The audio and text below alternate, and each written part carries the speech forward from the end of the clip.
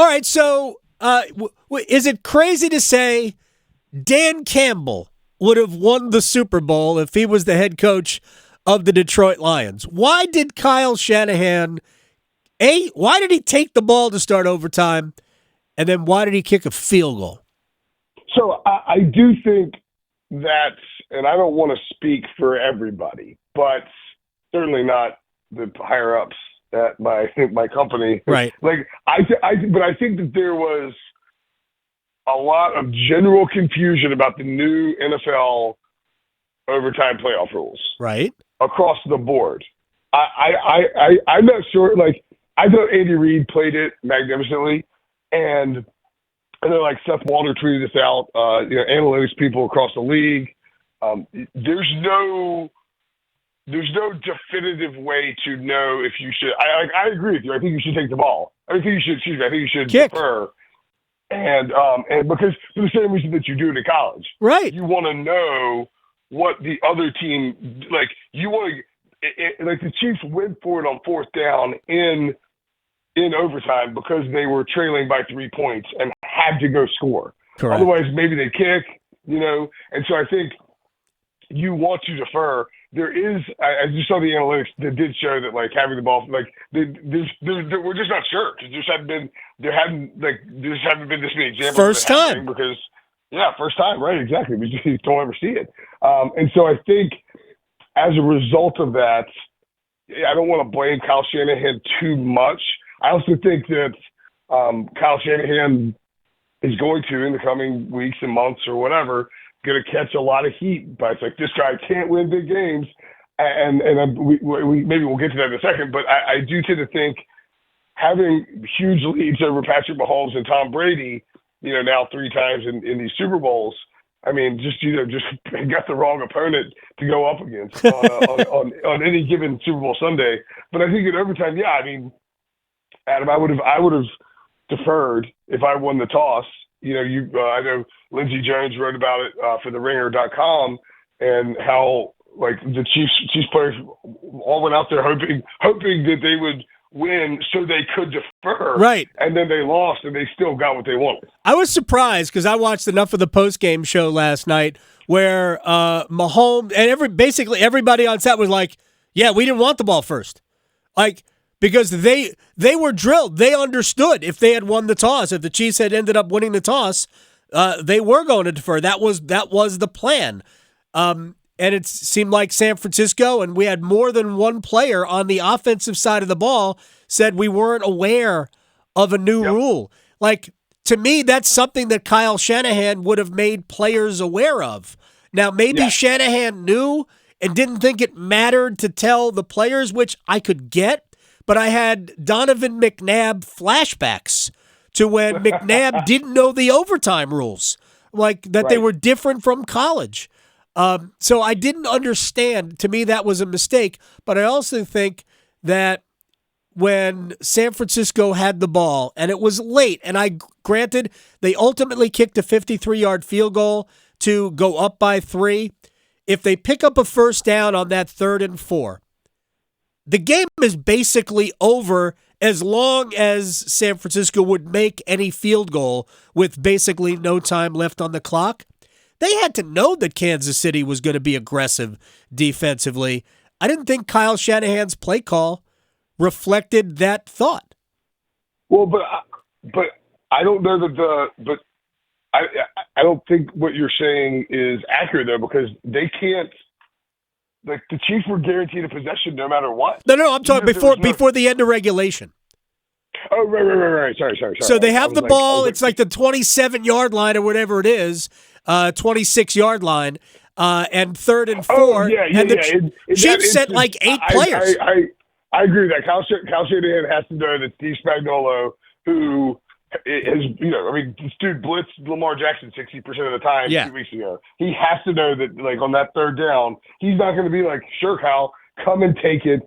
Don't worry about it. He's going to be aggressive. And Yeah, in that particular spot, I think that was a mistake, not anticipating that aggression from Spagnuolo and that defense, for sure. I mean, you might even be able to run the football in that situation. You certainly could throw a little swing pass out to McCaffrey on the outside and the flat. Doesn't even have to be McCaffrey. Here's what I would have liked to have known as well. How did they shut Travis Kelce down for the first half? How did San Francisco completely take him out of the equation in the first half with one catch for 1 yard? But nobody told us how, only that it happened. And I mean, I knew it happened because I was watching the game. Well, it felt like the Chiefs had him off the field at various points. You got that big fight with Andy Reid. I think they wanted to keep more people in blocking, and generally, I think San Francisco was just getting the front four were getting pressure home.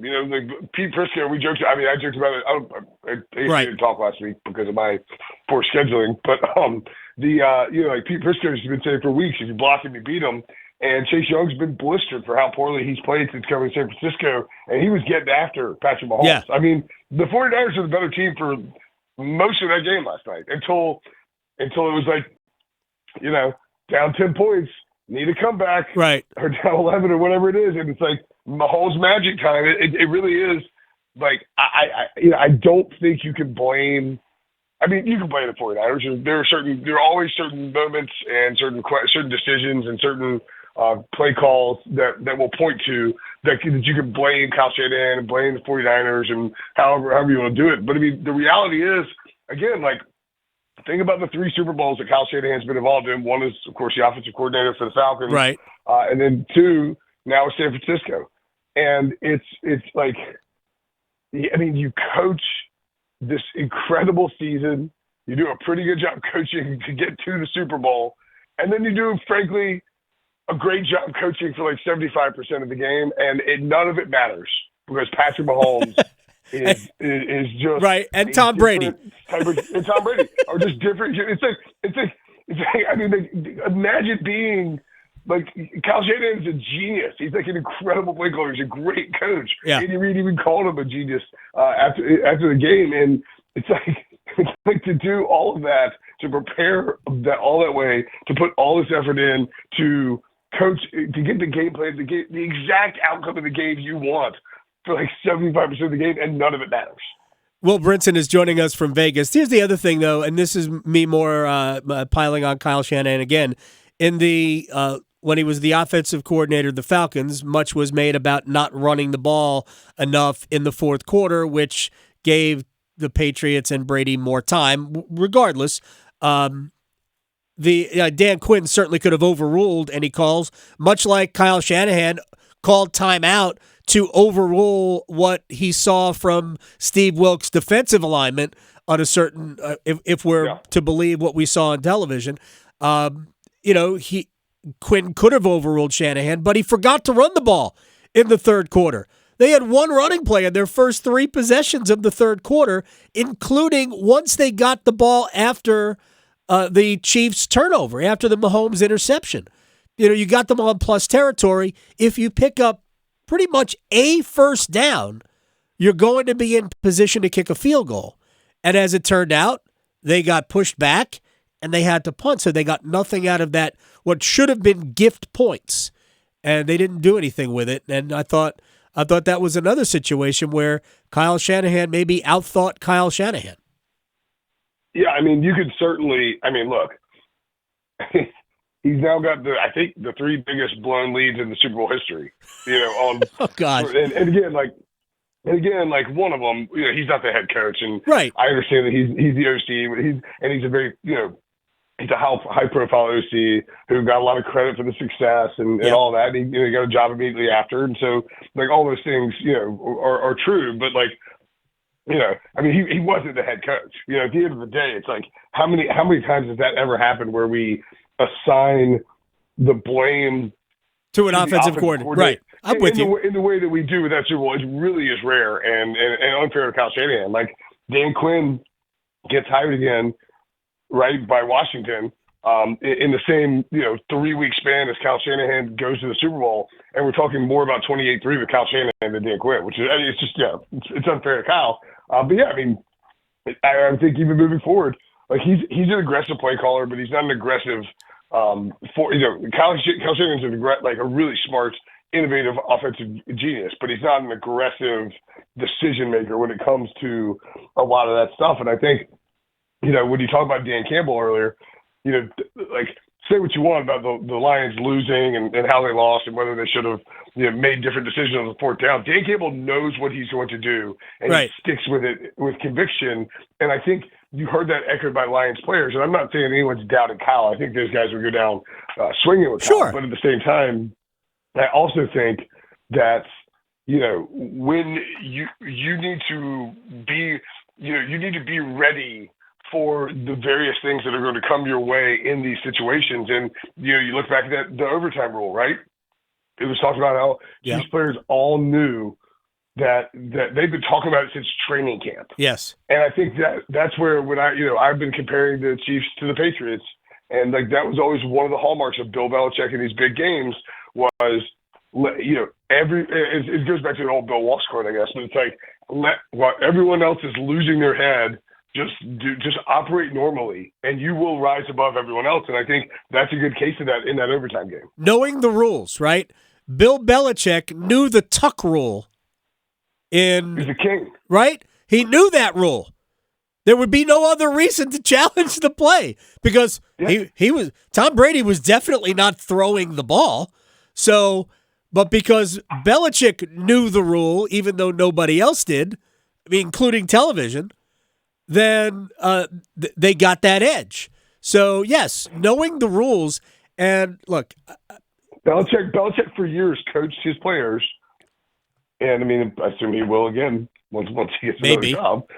Yeah, maybe. To not reach for the end zone with the football because he knew, how valuable, how dangerous it was to fumble out of the back of the end zone and lose possession. And you would go to these owners' meetings, you go to the combine, wherever it was, whenever Belichick talked, and they would change rules sometimes because, let's change this rule because the Patriots are too good.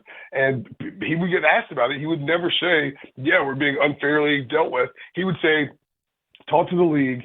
That's the rules. We don't make them up. We just play by them. And that's you have to know that rule book forward and backwards. And I think this may be a case where, not that the Niners definitely win if they approach overtime differently, but it does feel like maybe that was the one example of Andy Reid and the Chiefs are being way better prepared.